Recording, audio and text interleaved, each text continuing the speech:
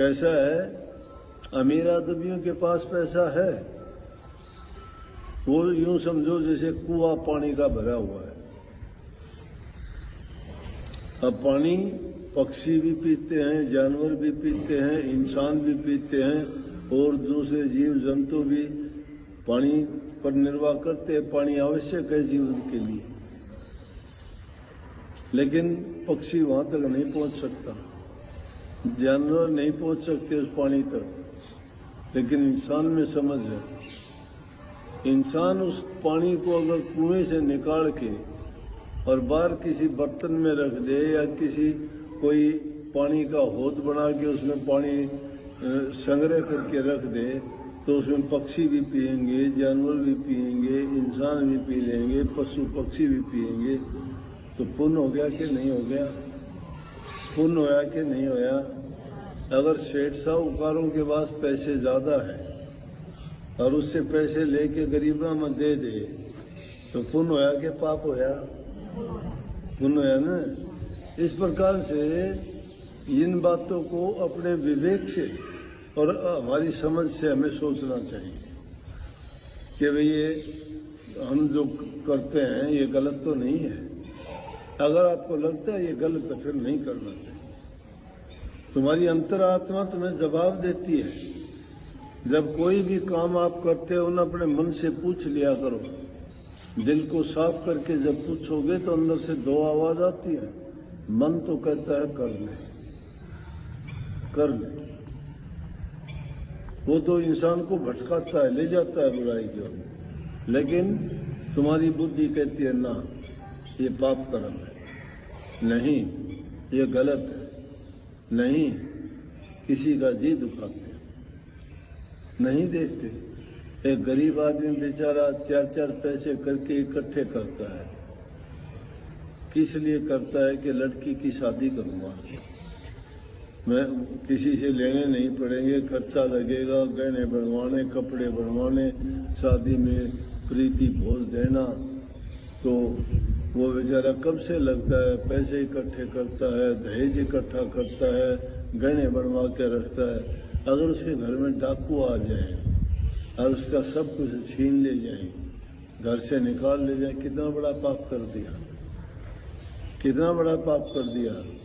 एक इंसान एक एक दाना, एक एक पैसा और एक एक पल पल में अपना खून बेच के जो इकट्ठा करता है और उसको कोई दुष्ट आदमी गलत तरीके से ले जाता है, तो यूँ समझो कि उसने तो जिंदा इंसान को कब्र में दबा दिया। जिसका गया है उस इंसान की पीड़ा समझो, उसका दिल का दर्द समझो कि उसको कितनी तकलीफ हुई होगी। लेकिन दुष्ट आदमी उस चीज की परवाह नहीं करते, वो दुष्टता कर देते हैं। और संतोषी आदमी फिर भी कहेगा, फिर भी उस ऐसा संतोष रखेगा कि भाई चलो ले गया उसका परमात्मा भला, कि उसका जोर नहीं चलता कोई। तो इस प्रकार से इन बातों को सोचना पड़ता है कि हमारे किसी कर्म से, लेकिन सोचेगा कौन? वही जो इंसान होगा जो नेक रास्ते पर चलता होगा, जिसके दिल में धर्म और शर्म होगी।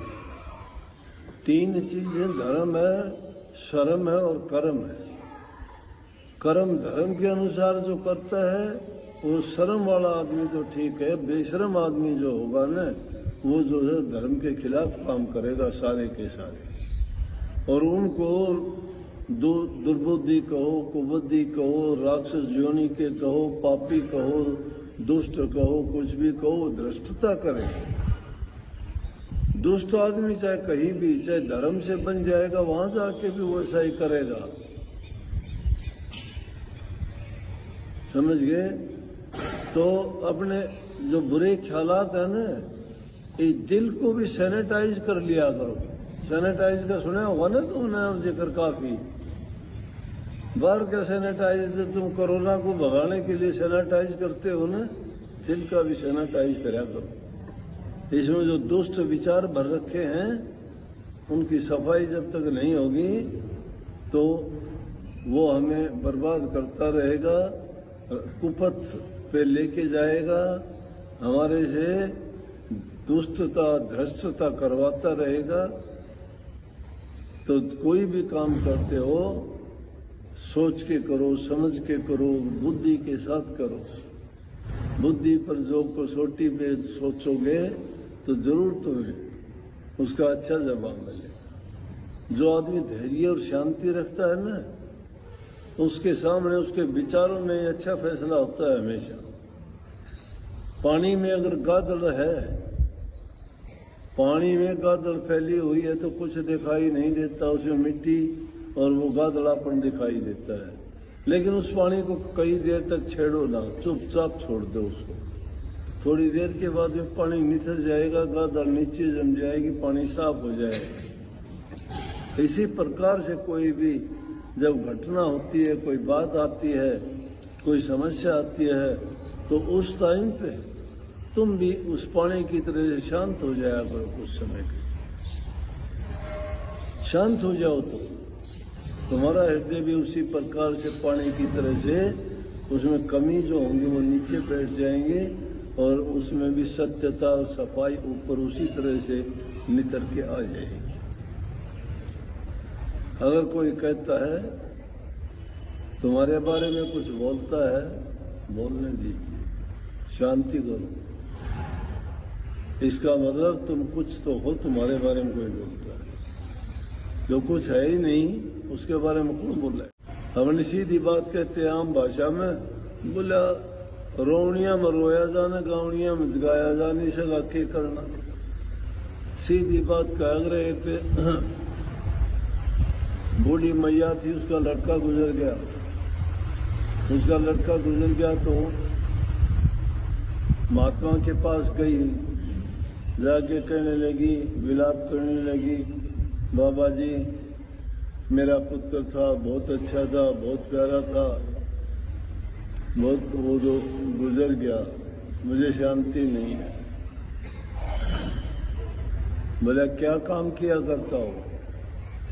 मेरा काम तो कुछ भी नहीं करा करता। कोई नेक काम किया? बोला ना। कोई प्रभु भगत था? बोला ना। कोई पूजा पाठ करता था? बोला कि ना। कोई यज्ञ हवन, कोई और कोई समाज कल्याण का काम करता था? बोला ना। तो बोला कि मिट्टी का पाथर क्या था, और पाथरे मिट्टी का। जिस इंसान के पास कोई हुनर नहीं, कर्म नहीं, आप सबके पास हुनर है, लेकिन आप हुनर को कैसे बर्बाद कर देते हो? बिना सोच की, बिना बात की बातों में उस हुनर को कर देते हो बिखराव, उसको किसी काम में नहीं लेते। सबके पास जो हुनर है, उस हुनर को पूर्ण रूप से समझ के साथ उसमें काम करो, तुम्हें फल देगा, अच्छा फल देगा। जो इंसान कुछ बढ़ता है वो बिगड़ जाता है। पढ़ो ना कुछ भी ना बनो, फिर पाओगे कि शांत चित्त होगा, सब कुछ तुम्हारी समझ में आ जाएगा। अब ऐसी चीज को अगर कोई दूसरा कुछ कहता है, वो अपने आप बर्बाद, अपने आप खराब। इसलिए मन में शांति रखा करो, मालिक में विश्वास किया करो। जो तुम्हें नाम की दीक्षा दी, उस नाम का सुमरण किया करो, ध्यान किया करो, अभ्यास किया करो। अगर आप नाम तो ले लिया, कह देते हो नाम लिया था, या तो कुछ दिन में आगे कहते हो कि भूल गया, चालाकियां करते हो। सुमरण कभी भूले से नहीं करते। ध्यान में बैठना तो बहुत दूर की बात है। सत्संग भी समझ में नहीं आता। समझ में जब आए तुम्हारे विचार उस तरफ हो, उसके लिए इंसान सेवा करे। मैंने बताया जींद के सत्संग में कि पहले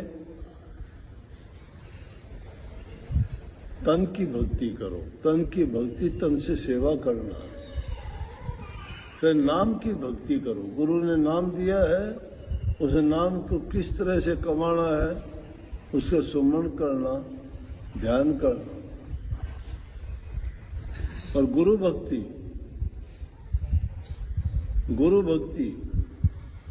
गुरु से नाम मिलता है, और नाम की कमाई जब कर सकते हो जब गुरु भक्ति करो। गुरु भक्ति क्या है? गुरु की आज्ञा का पालन करना। गुरु की आज्ञा क्या है? कि तन से नेक काम करो, धन से दान पुण्य करो, मन से अच्छे मीठे बोलो, बूढ़े बुजुर्ग माँ बाप दुखी दीन गरीब की सहायता करो, तुम्हारा जीवन सफल। 3 प्रकार से 3 भक्ति हैं, तन की भक्ति, गुरु की भक्ति और नाम भक्ति। जो इन तीनों भक्तियों को ऊपर खरा उतर जाता है, पहली भक्ति तन की है, तन से सेवा करो। जिसने भी की सब ने, संत महात्मा फकीर, तन की सेवा की। जो तन की सेवा करेगा उसकी पवित्रता आती जाएगी। बाहर से जो पवित्र होगा बाद में पवित्र अंदर से होगा। जो बाहर से पवित्र नहीं है तो अंदर से पवित्र कैसे हो सकता है? बाहर की सफाई करते हो, अंदर की सफाई नहीं करते। कपड़े रोजाना बदलते हो, किराए के मकानों में रहते हो तो मकान भी बदलते रहते हो कुछ दिन के बाद में। नौकरी पेशा करते हो तो नौकरी पेशा भी बदल लेते हो, वो भी बदलते हो। दिन रोजाना बदल जाता है, समय रोजाना बदल जाता है, तुम्हारी अवस्था रोजाना बदल जाती है, लेकिन विचार कभी नहीं बदलते। आप विचार वही रखते हो। विचार भी तो बदला करो, नेक विचार किया करो, सोचा करो कब क्या होगा जिंदगी का। सब कुछ कर लिया, अब आगे कुछ तो अपने लिए भी सोच लो। जो ऐसा सोचता है वो जीवन का लाभ उठाता है, और जो ये जानता ही नहीं पशु तुल्य जीवन है, निंदा में, चुगली में, बुराई में, छल में, कपट में, बेईमानियों में ये जीवन को जो बर्बाद करते हैं, क्या मिलेगा उनको? धक्के खाने। तो बहुत पवित्र जीवन है, इसको बर्बाद ना करो। नेक कर्म करके कमाई करो, मालिक आपको सबको सद्बुद्धि दे और भक्ति करने के लिए आपको शक्ति दे। सबको आशीर्वाद।